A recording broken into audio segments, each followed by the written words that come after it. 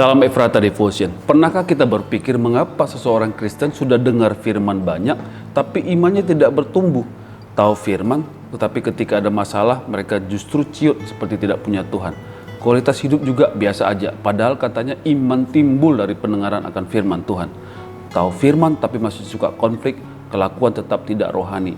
Yesus bisa berikan jawaban mengapa orang bisa seperti itu. Yesus menjawabnya dalam perumpamaan tentang penabur yang menabur benih di 4 jenis tanah. Benih itu bicara firman dan tanah itu bicara tentang hati kita. Perumpamaan itu dapat kita baca dalam Matius 13 ayat 1-23. Kita coba dengar dan merenungkan jawabannya. Ada 4 jenis tanah yang disebutkan Yesus. Di tanah pinggir jalan, tanah berbatu, tanah bersemak duri, dan tanah yang subur. Sekali lagi, tanah dalam perumpamaan ini menggambarkan hati kita. Tanah hati kita akan menentukan pertumbuhan iman kita. Pertama, tanah di pinggir jalan. Matius 13 ayat 4 dikatakan, pada waktu ia menabur, sebagian benih itu jatuh di pinggir jalan, lalu datanglah burung dan memakannya sampai habis. Tragis dan ironis. Baru ditabur langsung dimakan burung. Akibatnya firman tidak sempat masuk ke dalam tanah, apalagi untuk berakar. Orang baru pulang gereja sudah dengar khotbah tapi tidak ingat siapa yang khotbah atau apa isi khotbahnya. Yesus katakan dalam Matius 13 ayat 19, pada setiap orang yang mendengar firman tentang kerajaan sorga tapi tidak mengertinya, datanglah si jahat dan merampas yang ditaburkan dalam hati orang itu. Itulah benih yang ditaburkan di pinggir jalan. Dengar firman cuman mengangguk-angguk tapi tidak benar-benar mengerti. Tidak bertanya juga kepada orang yang lebih mengerti. Iblis mudah mencuri firman tersebut. Menggali firman dan memahaminya akan bertumbuh dan berakar lebih dalam, sehingga tidak ada yang bisa mencurinya. Bagaimana dengan hati kita? Apakah seperti tanah di pinggir jalan? Tidak menggali firman dan memahaminya?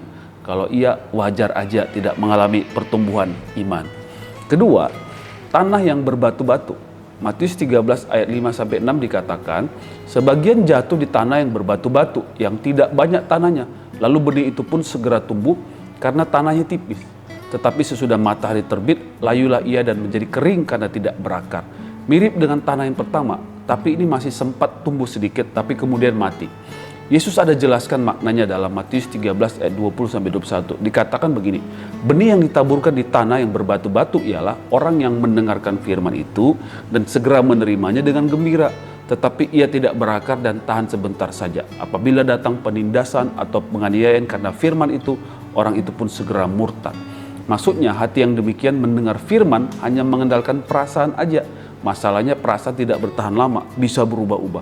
Jangan mengandalkan perasaan pada waktu menerima firman. Karena ketika perasaan hilang, firman juga hilang. Firman Tuhan katakan kasihlah samamu.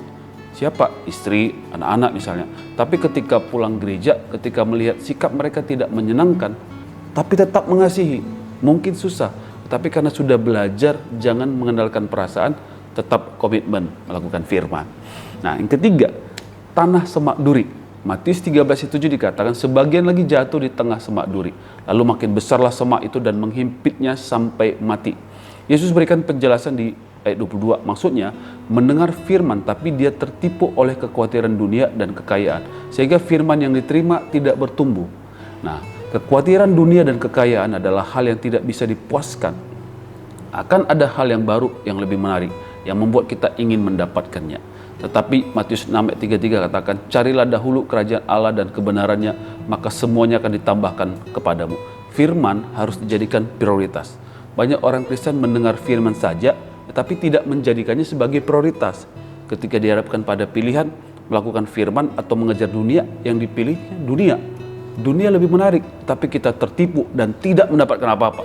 Sebaliknya, kalau prioritas kita adalah firman, Tuhan menambahkan yang lain dalam hidup kita. Lepaskan diri dari tipuan dunia dan kekayaan, maka kita akan bertumbuh dan berbuah.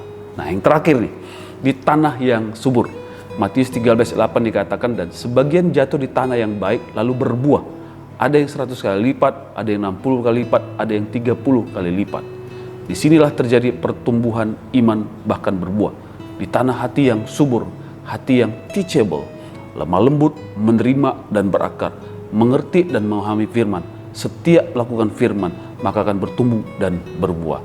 Jadi kita sekarang sudah tahu jawabannya ya, mengapa ada orang Kristen banyak mendengar firman, tapi tidak mengalami pertumbuhan iman. Karena tanah hatinya tidak subur. Karena sudah memahami, pastikan ketika mendengar firman, siapkan hati yang seperti tanah subur. Mau memahami dan mengerti, bukan mengandalkan perasaan saja, dan menjadikan firman prioritas, bukan dunia. Jadilah orang Kristen yang bertumbuh dan berbuah lebat, jadi berkat. Mari kita berdoa. Bapa, kami tahu kami adalah orang Kristen yang sering dengan firman.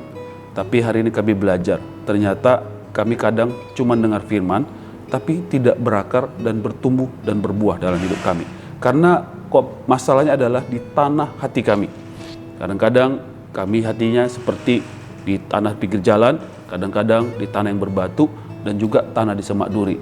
Tapi hari ini kami belajar supaya kami mau menaruh firman di hati yang subur. Kami yakin percaya kalau kami memiliki hati yang subur, kami akan mau memahami dan mengerti firman. Kami juga Tuhan akan mau Bapa menjalani firman dan melakukannya, bukan cuma perasaan. Dan juga kami mau kuat dan memprioritaskan firman. Walaupun dunia Bapa mengganggu konsentrasi kami untuk bisa tidak menerima firman. Oleh karena itu Tuhan, kami rindu ngalamin Tuhan dalam hidup kami, bertumbuh dan berbuah. Dalam nama Yesus kami telah berdoa. Amin.